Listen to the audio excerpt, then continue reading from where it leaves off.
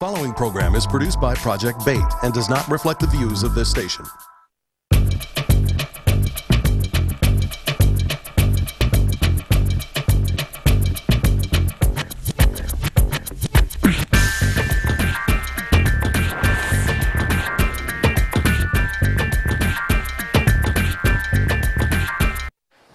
Hi, this is Effie the Councilwoman, and welcome to another segment of the Rambeau Report. What's up? Well, you know, there's been a great deal of discussion recently about a young sister who graduated from high school, one of the high schools in the city of Detroit. And I won't name either her name or the high school, but suffice to say, it was one of the high schools in the city of Detroit, and she couldn't read. She couldn't read her diploma. High school? Yeah, high school. And it's no surprise. This one was just featured in one of the daily papers. And I think it was interesting enough for us to do an analysis here on For My People. After graduating from high school and finding she obviously could not read her own diploma, she went to a community literacy program, Pro Literacy Detroit, to begin to learn how to read. And in the 18 months that she's been involved in the program, she's moved from the 2nd grade reading level to the 5th grade reading level, which is an excellent demonstration of progress. Several interesting points jumped out at me from this particular article. One, that she had enough drive after getting her quote-unquote diploma to still want to learn how to read, and has, in point of fact, put in nearly 2 years to improve her skills. But one of the crucial points is that she did not go back to the Detroit Public Schools to see about getting involved in a literacy program. I wonder why she decided not to go back to the school that for 10 years failed her in her ability to read. Well, that is a question that the Detroit Public Schools, the superintendent and the English teachers that she had should be able to answer. But I have an idea why she didn't go back. That is, obviously, they didn't teach her in the first place, so why go back there? But she did achieve, to a certain extent, what she wanted. She got a degree, and now she's working in a more amenable place to learn how to read. But you see, right after this article appeared, the financial overseer of Detroit Public Schools said that they're going to ban social promotion, which essentially she was going to do.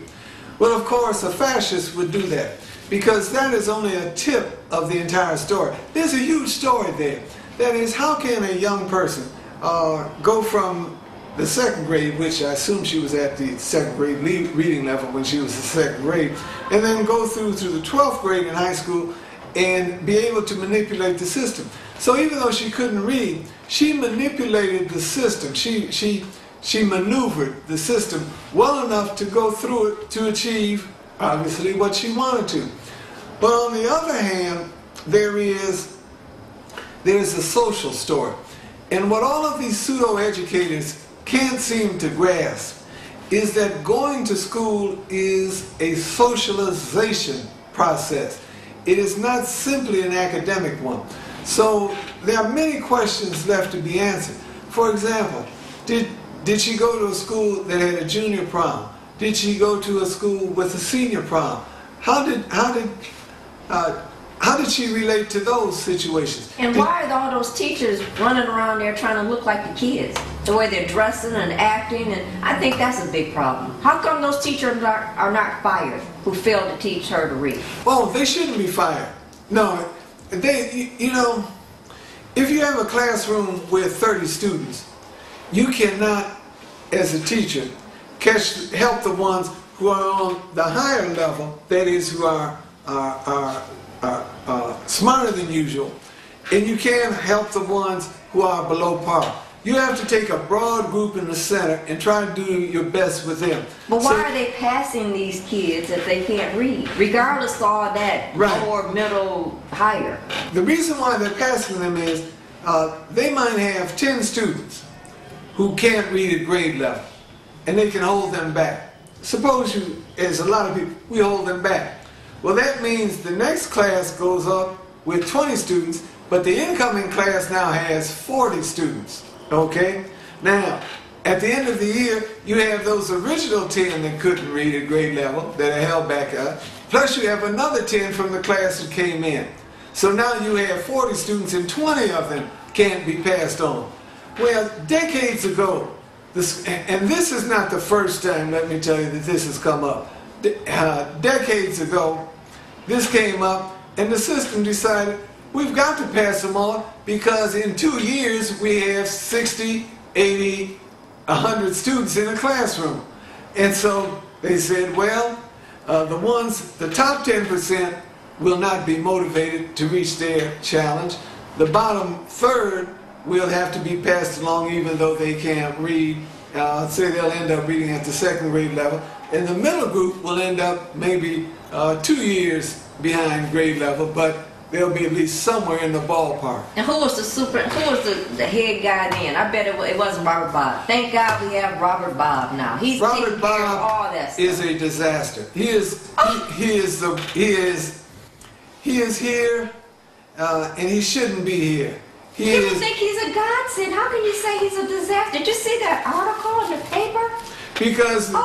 Because the people are so desperate that and are so alienated from the system, they will accept anybody, even if it is a despot who doesn't know what he's doing in the academic side, and will attempt to follow anybody. Well, just like that clock on Robert Bob's website that's ticking down to when he leaves, our clock is ticking down also. This has been another segment of the Rambeau Report, and I want to say thank you so much for tuning in, and you can check us out on our website, which is projectbait.blackgold.net. You can also catch us on YouTube. Make sure you put Project Bait DET in the search box. And if you want to see Effie the Clown at one of your events, give us a call at 313-871-3333. Bye-bye. Hi, I'm here from All Home Improvement to solve your repair needs. For an estimate, call area code 313-896-3603. Again, area code 313-896-3603. Read the latest edition of Urban Journeys, We Ride the Bus, on projectbait.blackgold.net. That's Urban Journeys on projectbait.blackgold.net.